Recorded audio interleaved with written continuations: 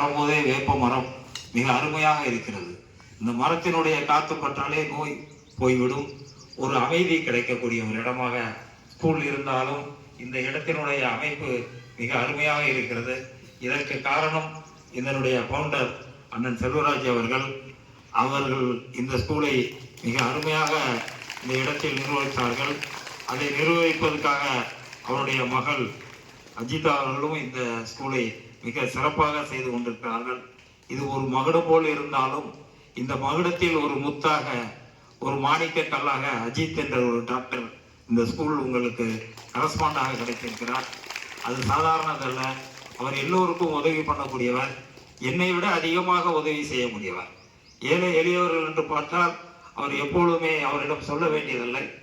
அவருடைய கிளினிக்கில் வரும் ஆஸ்பத்திரியுடைய நோயாளிகளுக்கும் அவரால் முடிந்த உதவிகளை செய்து இந்த டிஸ்ட்ரிக்டில் தமிழ்நாட்டிலே ஒரு நல்ல பேரை எடுத்திருக்கிறார். அந்த பேரும் புகழும் இந்த ஸ்கூலுக்கும் கிடைக்க வேண்டும். அதேபோல் இந்த ஸ்கூல் பெரிய ஒரு யூனிவர்சிட்டியாக இந்த ஸ்கூல் வர வேண்டும். இது 12th வரைக்கும் இருக்கிறது.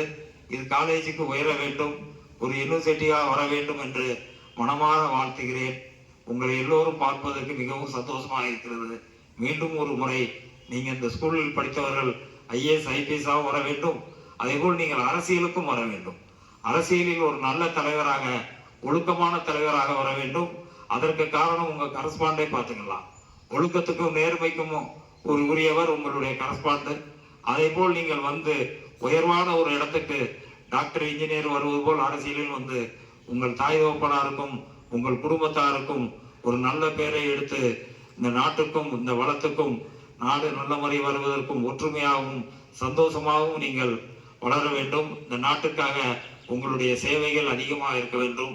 ஜாதி மதம் எல்லாம் கடந்து அண்ணன் தம்பி மாமான் மச்சான் உறவோடு இருந்து நீங்கள் சந்தோஷமாக இந்த ஸ்கூலில் படித்து நிறைவாக சென்று நிறைவான ஒரு இடத்துக்கு வர வேண்டும் என்று மீண்டும் மீண்டும் வாழ்த்தி, எல்லா வல்ல இறைவனை வாழ்த்தி விடைபெறுகிறேன்.